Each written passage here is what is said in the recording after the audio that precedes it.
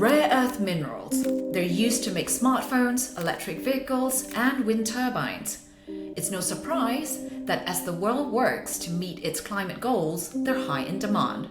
But the process used to extract these minerals is toxic and often illegal. It fuels deforestation, threatens biodiverse ecosystems, and causes human rights abuses. For every ton of rare earth mineral mined, approximately 2,000 tons of toxic waste is generated. In Myanmar, the country where I am from, this illegal industry is booming. Myanmar has been marred by conflict since February 2021, when the military seized control, later jailing the elected civilian leaders, executing activists, and using violence to maintain control over the country and the people who live there. This instability has created a breeding ground for organized crime in Myanmar. We've seen an increase in human smuggling as people seek to flee. Illegal arms are flowing into Myanmar as the demand for weapons increase, and the country is now the world's second largest opium producer. This is a trade which helps to finance non-state armed actors, the government, and military entities alike. And Myanmar's natural resources are also being exploited, with devastating impacts on the environment and the people who work and live there. High-value timber has created a considerable illicit logging industry, and the country is also a significant source of metallic minerals such as gold, copper, precious stones, and rare earth minerals. Now, according to research by Global Witness, a mountainous corner of Myanmar, known as Kachin Special Region 1, has become the world's largest source of heavy rare earth minerals. Rare earth mining in Myanmar is relatively new. It started really in around 2016, and over a 5-year period until 2021, it had expanded to cover an area the size of Singapore. That's Clare Hammond. She's an investigative journalist covering critical minerals for Global Witness. She has also been reporting on Myanmar for almost a decade. The biggest problem on the environment is that they use this technique called in situ leaching, which basically means that they inject ammonium sulfate solution into the mountains, and the chemicals percolate through the mountainside and are collected in pools, and the minerals are precipitated out. But once the entire mountain has been injected with chemicals, and it doesn't take very long, just a few years, then they abandon the site and they move on. So these chemicals are polluting the land, they're polluting the waterways. You've got hazardous waste flowing into the rivers that come through the mining area. And these rivers are tributaries of the Irrawaddy, which is Myanmar's largest river. And 2/3 of its population of 54 million people live in the basin of the Irrawaddy. And they rely on it for drinking water.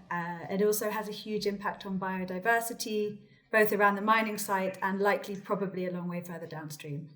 Thanks for that, Claire. And it's very concerning, just listening to you sort of explain how it actually works in practice. And of course, the Irrawaddy is also culturally very important in Myanmar, right? But you, in addition to the environmental and biodiversity problems, you also mentioned the fact that mining has always had a long history of human rights abuses in Myanmar. So can you tell us a bit about some of the concerns beyond the environmental issues? Absolutely. It's not just an environmental problem. There are a whole load of other different problems. They can broadly be grouped in 2 categories, and one is human rights abuses, and the other category would be illegality.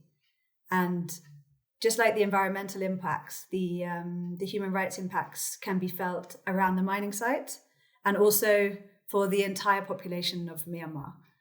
So at the mining site, the mines are controlled by a militia leader, and his militias are part of Myanmar's military chain of command. And the militia controls this region with guns. So the impacted local communities have no ability to speak out. The groups who have spoken out, who we've spoken to, have been threatened with violence. They don't have any rights, and the companies are operating basically with impunity. And the secondary problem is that the funding from this industry is going to the local armed actors, but also to Myanmar's military. And the likelihood is that the revenue from these mines is being used to fund human rights abuses all across the country. The second problem, and again, it's very much interrelated, that I referred to, is illegality. So not a single mining permit for rare earth has been given out, despite the fact that heavy rare earths from Myanmar are now the world's largest source of supply. So all of the revenues are captured by armed actors. And we don't have the exact information about how the revenue flows work between specific actors, but it is a huge amount of money. So I think the latest data suggested that imports of rare earths from Myanmar to China since the military coup in 2021 are worth $2 billion. That's a lot of money. Yeah. And from what you said, though, it sounds like, armed groups and militias, as well as the military regime, they're all very much interlinked and very much involved in the illegal mining of rare earth minerals in Myanmar. Is that accurate to say that? Yeah, absolutely. They're very much involved. So I think we could best characterize their involvement as they are brokers. So the armed militia group and Myanmar's military, and it's part of the chain of command. It operates semi-independently, but it's part of the same system. They control the border. So they control who crosses the border. They take fees for the workers that cross the border. They procure the land, and they'll either seize the land from local people, or money will pass hands when they procure the land. They control the investment, the permitting, the security, the taxation, and this is all illegal, informal, effectively. So they're taking a cut of all of these things. They control the front companies because overseas investment in Myanmar's mining sector is illegal. So they create front companies for the Chinese investment and they take a cut of the profits. They control checkpoints and fees, access to the mines, and they control trade. So at every point, at every stage in the mining operations, they're making money.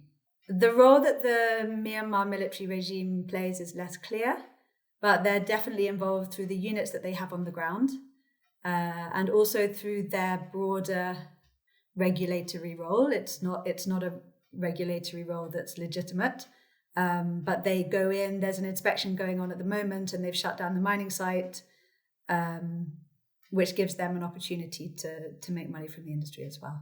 Once these rare earth minerals are mined, what happens to them? Where do they go? All of the minerals that are mined go across the border to China. And this is an illicit industry, but it doesn't function in the way that you normally think of with an illicit industry and lots of smuggling. All of the minerals are declared at Chinese border points and are written down as Chinese imports. So all of the rare earth that's mined in Myanmar goes straight across the border to China. And the mines are right along the edge of the Chinese border.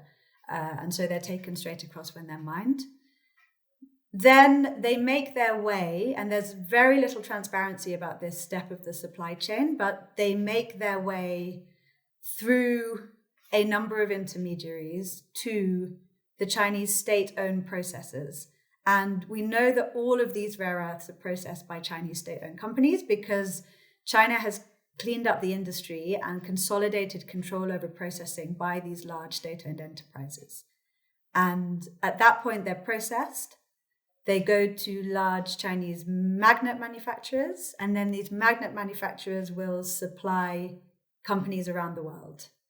And that would include the main clients would be electric vehicle manufacturers and wind turbine manufacturers, because at the moment, heavy rare earths are an essential component of these technologies. And we can assume that many of the heavy rare earths that are being used in these products come from Myanmar. The problem is that there's very little supply chain transparency. We know that in 2016, when China cleaned up its heavy rare earth mining industry, there was a rush of Chinese workers into northeastern Myanmar. Some say thousands, some say tens of thousands of people came over and started setting up rare earth mines in Myanmar. We know that the mines are funded and run by Chinese business people.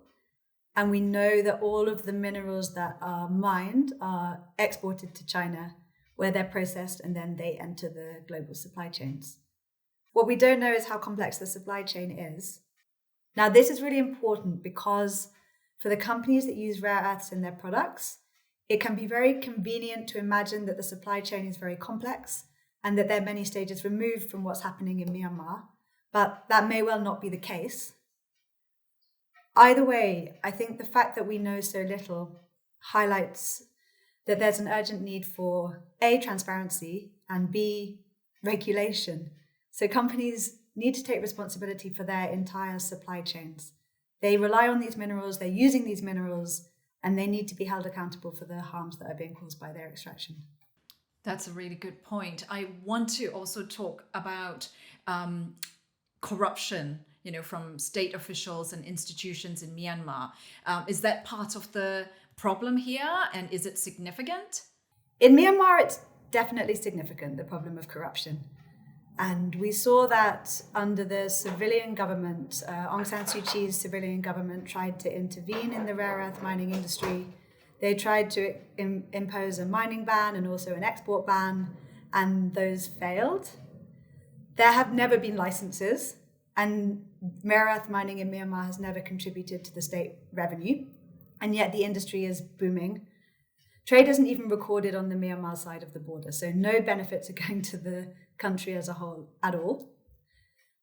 On the Chinese side, it's more complex, and there may be corruption at the border and at an individual level, but there's also a degree of formality to this industry. It's a highly strategic mineral for China, and there's no way that this would be happening without some level of buy-in from the highest level. So it's not so much a question of corruption at an individual or corporate level, but it's a nation state enabling an illicit, harmful industry in a neighboring country. And I think that's a really big problem. Claire, earlier you talked about how controlled the entry to the exit to these mines are and who's responsible for those control. What does it mean for the workers in these mines?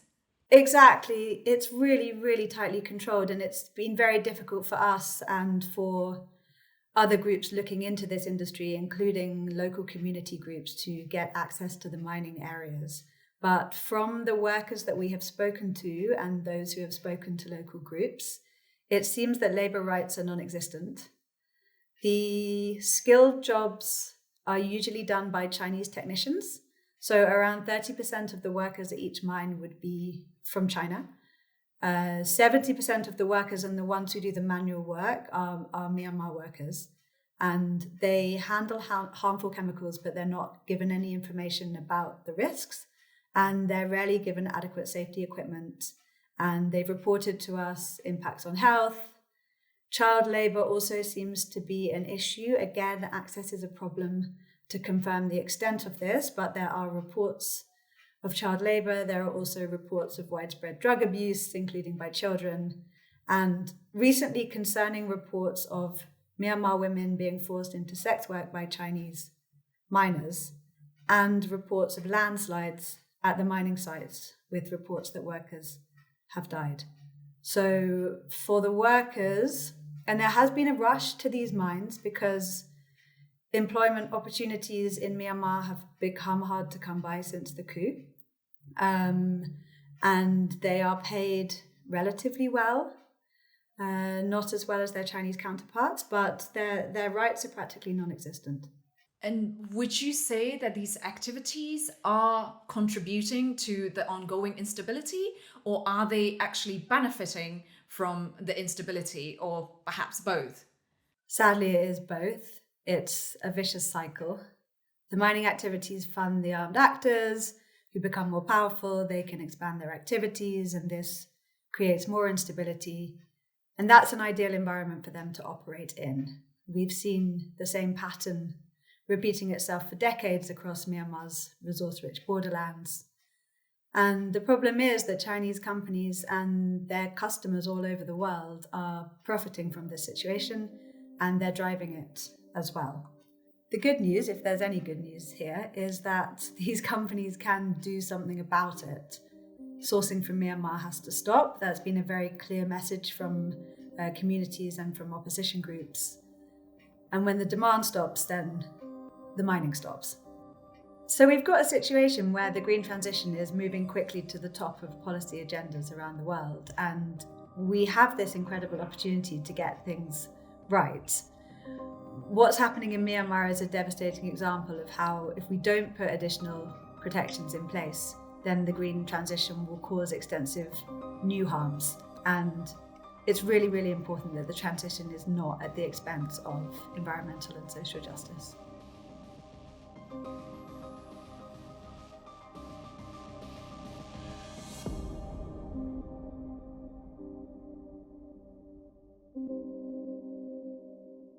For more information on how Myanmar is impacted by organized crime as well as the country's resilience to the threats it faces, please visit ocindex.net. And you can also read Claire's report on the Global Witness website.